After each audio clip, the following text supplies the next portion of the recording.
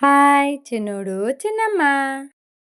చూడండి, అడవిని పరిపాలించే మృగరాజు ప్రయత్నించకుండా ఆహారం దొరుకుతదండి. తనే గుహలో ఉండి ఏదో జంతువు వస్తదిలే తినేస్తానులే అని అనుకుందనుకోండి, ఎన్నాళ్ళైనా అలా పొస్తుంటది. ఎందుకనంటే, ఒరేయ్! ఆ గుహలో పులుంటాదిరా, అటువైపుకి వెళ్ళకూడదు ఒకరికొకరు చెప్పుకుంటారు.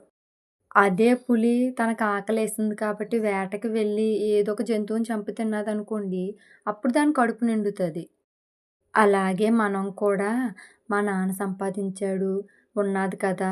దీంతో బతికేయచ్చులే అని ఇంట్లో కూర్చుని సోమరితనంగా పేపర్ చదువుకుంటూ, టీవీ చూస్తూ కాలం గడిపేసామనుకోండి, రేపొద్దున్న మన పిల్లలు కూడా మనల్ని చూసి అలాగే నేర్చుకుంటారు. కానీ మీ నాన్న సంపాదించింది నువ్వు తినేస్తే నీ పిల్లలు నువ్వు సంపాదించట్లేదు ఏం తింటారు? ఆలోచన వచ్చినప్పుడు మన చేతిలోని చేయడానికి పనుండదు. పనున్నప్పుడు ఈ ఆలోచన రాదు. అందుకే ఎప్పుడైనా సరే మన దగ్గర ఎంత ఉండని, మనం ఈరోజు కష్టపడ్డామా లేదా?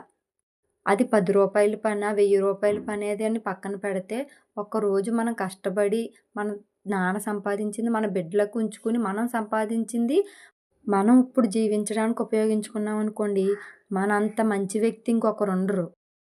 పిల్లలకి ప్రతి రూపాయి విలువ తెలియాలి. మనం అడగగానే అన్నీ కొనిచ్చేస్తాం పిల్లలకి.